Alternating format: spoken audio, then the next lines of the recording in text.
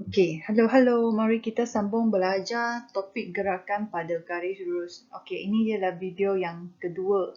Video yang pertama kita sudah bincang tentang sesaran. Okey, apa yang kita nak belajar hari ini ialah macam mana nak tukar daripada sesaran pergi ke hal laju. Macam mana dari hal laju tukar balik cari sesaran. Okey, tapi tajuk fokus hari ini adalah hal laju. Jadi kamu dah belajar apa itu ialah sesaran. Sesaran maksudnya ialah jarak dari titik O. Jarak dari asalan. Jadi daripada sesaran, kita boleh carikan had laju melalui pembezaan. Jadi kita bezakan S, ds, dt, kita dapat carikan had laju. Daripada had laju, kita boleh cari balik sesaran dengan menggunakan pengamiran. Jadi kalau kita kamirkan had laju, kita boleh dapat balik sesaran. Okey, ini adalah sangat penting, kamu perlu ingat. Okey, ada beberapa maklumat yang penting lagi, iaitu seketika sifar atau membawa maksud berhenti seketika. Jadi maksudnya had lajunya sama dengan kosong. Maksudnya zarah tersebut berada dalam keadaan pegun. Pegun maksudnya tidak bergerak. Kalau hal laju bernilai positif, maksud zarah tersebut bergerak ke sebelah kanan. Kalau hal laju negatif, maksudnya dia bergerak ke sebelah kiri. Okey, mari kita tengok contoh 5 buku teks anda. Rujuk kepada muka surat 220. Suatu zarah bergerak di sepanjang garis lurus dan melalui titik O. Pada masa T saat, zarah itu dari O diberi dengan persamaan S sama dengan 4T tolak T kuasa 2. Jadi persamaan untuk sesaran ini adalah penting. Ungkapkan V dalam sebutan T. Seterusnya dengan mengambil arah ke sebelah kanan ialah arah positif. Carikan had laju awal. Had laju awal maksudnya kita perlu carikan persamaan V dulu. Lepas tu kita nak cari nilai V-nya ialah berapa apabila T-nya sama dengan kosong.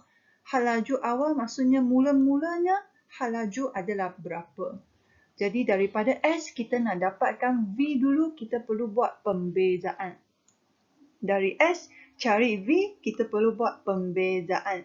Jadi bezakan 4T tolak T square, kita dapat 4 tolak 2T. Jadi dapatkan persamaan V dulu. Lepas tu gantikan T sama dengan kosong. Kita boleh dapatkan had laju awal ialah 4. Okey? Meter per saat. Jadi unit nak tulis pun boleh, tak nak tulis pun tak apa. Yang penting saya nak nilai 4. Lepas tu dia nak had laju apabila zarahnya pada T sama dengan 1, T sama dengan 3. Jadi ini pun adalah senang sebab kamu dah ada persamaan had laju. Jadi persamaan had laju dah ada. Jadi kita gantikan T ialah 1, gantikan ialah T ialah 3. Kita boleh dapatkan nilai V-nya. Okey, jadi ini adalah senang, tak ada masalah. Lepas tu kita tengok soalan C. Masa apabila zarah itu berhenti seketika. Nampak tak kata kuncinya berhenti seketika. Jadi kita akan buat V sama dengan kosong. Jadi kalau nampak perkataan berhenti seketika, kita akan buat V sama dengan kosong. Tadi kita dah persamaan V dah ada kan? V adalah 4 tolak 2T. Lepas tu kita selesaikan, kita boleh dapat T adalah 2. Maksudnya pada saat kedua, zarah tersebut berhenti seketika. Okey, untuk soalan D, carikan tempoh masa. Jadi tempoh masa maksudnya nanti jawapan mesti ada jurang antara nombor berapa hingga ke nombor berapa. Jadi kita akan masukkan lebih besar ataupun lebih kecil. Jadi jawapannya dalam bentuk julat. Jadi sekarang dia kata zarah itu bergerak ke kiri. Jadi kalau zarah bergerak ke kiri maksudnya V lebih kecil daripada kosong. Masukkan persamaan V, lepas tu kita selesaikan. Jangan lupa sini kalau depan ada negatif, negatif 2T kecil daripada negatif 4. Setelah kita pindahkan positif 4 ke sebelah kanan.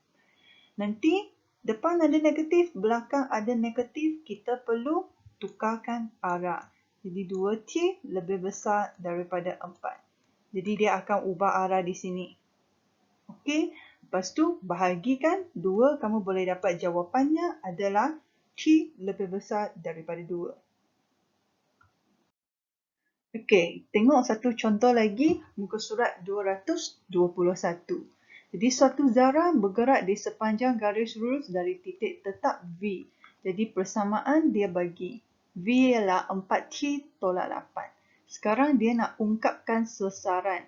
Masih ingat tak? Kalau dari sasaran, nak cari had laju, kita buat pembezaan. Sekarangnya soalannya terbalik. Dia bagi kamu had laju. Dia bagi persamaan had laju, dia nak cari sasaran, jadi kamu perlu buat pengamiran. Jadi dia bagi V, kamu nak cari S, kita buat pengamiran. So, kamirkan 4T tolak 8. Jadi, kamirkan 4T, kamu akan dapat 4T kuasa 2. Lepas tu, perlu bahagi kepada kuasanya. Lepas tu, kita permudahkan, kita akan dapat 2T kuasa 2. Lepas tu, bukan bezakan, kamirkan 8, kamu akan dapat 8T. Okey, jadi kamu dapat persamaan sasaran. Okey, jadi persamaan sasaran dah ada. Jangan lupa lepas buat pengamiran, mesti ada tambah C di belakang. Jadi kita nak cari nilai C. Okey, tapi jangan lupa pada permulaan. Maksudnya, pada asalnya, T sama dengan kosong. Maksudnya, dia belum bergerak lagi. Jadi, sasarannya sama dengan kosong. Jadi, gantikan nilai T adalah kosong, S adalah kosong. Ke dalam persamaan, saya akan dapat C adalah kosong. Jadi, persamaan bagi S adalah 2T square tolak 8T. Okey, ini adalah persamaan bagi sasaran. Sekarang B, dia nak cari sasaran zarah itu dari O apabila dia berada dalam keadaan pegun. Kalau keadaan pegun, maksudnya tak bergerak. Jadi kalau tak bergerak, maksudnya sasarannya adalah kosong atau kamu boleh panggil V adalah kosong sebab dia belum gerak. Okey, jadi masukkan V sama dengan kosong, kita carikan T sama dengan 2. Jangan lupa saya nak sasaran. Jadi, T sama dengan 2 perlu ganti balik ke dalam soalan. T sama dengan 2 perlu ganti balik ke dalam sasaran sebab saya nak cari sasaran.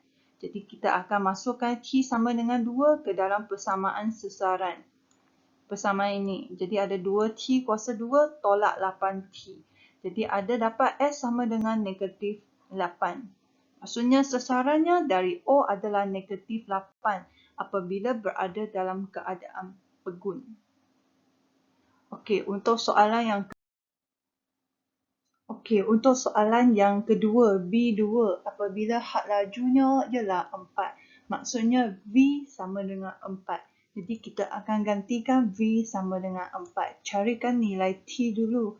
Jadi gantikan V ialah 4. 4T tolak 8 ialah 4. Selesaikan, kita dapat T sama dengan 3.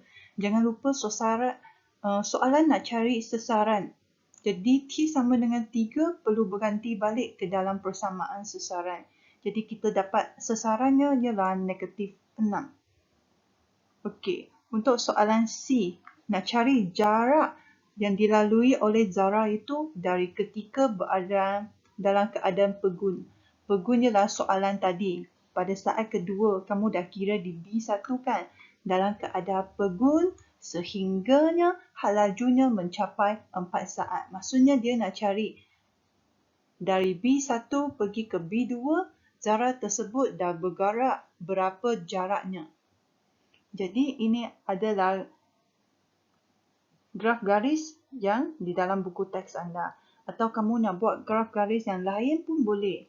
Selalu saya lebih suka kamu mula dari titik O. Letakkan O dulu. Saya nak tahu sasaran daripada titik O adalah berapa. Baru kita boleh dapat gambaran jarak. Jadi ini adalah O. Jadi tadi dari B1 kamu dah dapat apabila T sama dengan 2.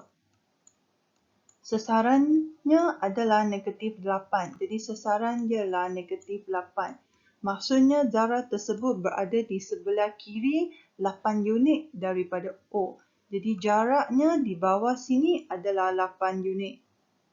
Sebab jarak kita perlu ambil nilai positif. Hanya sasaran ada nilai negatif. untuk bagi tahu anda zarah tersebut berada di sebelah kiri. Lepas tu kamu kira apabila hal lajunya ialah 4, kamu dapat T sama dengan 3. Maksudnya pada saat ketiga, contohnya di sini, kalau T sama dengan 3, sasarannya adalah negatif 6. Maksudnya dia berada 6 unit di sebelah kiri. Jadi zarah dari sini adalah 6. Jadi sekarang dia nak cari jarak antara T sama dengan 2 dengan T sama dengan 3. Saya nak tahu jarak sini adalah berapa. Jadi kamu tahu jumlahnya ialah 6. Jumlahnya adalah 8. Dari 0 hingga ke T2 ialah 8.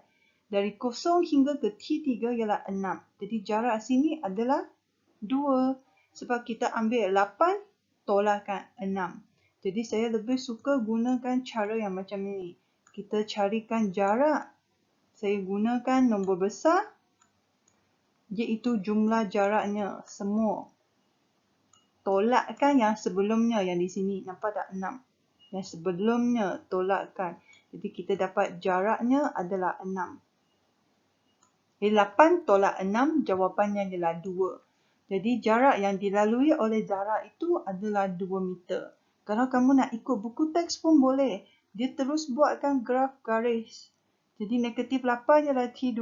Negatif 6 ialah T3. Dia terus buat graf sasaran. Lepas tu dia nak kamu tentukan jaraknya.